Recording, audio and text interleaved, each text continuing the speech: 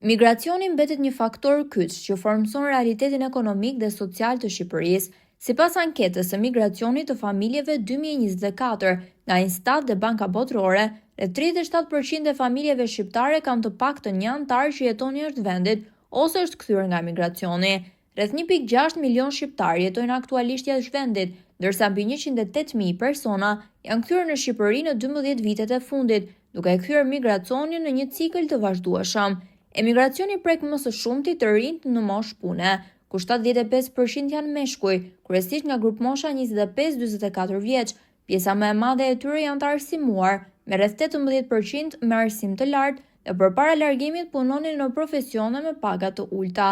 Edhe pse emigrantët presin të fitojnë më shumë jashtë, të ardhurat reale janë më të ulta se pritshmëritë. Ata fitojnë mesatarisht 2.5 herë më shumë se në Shqipëri, por kursimet nuk i përmbushin pritjet e tyre fillestare.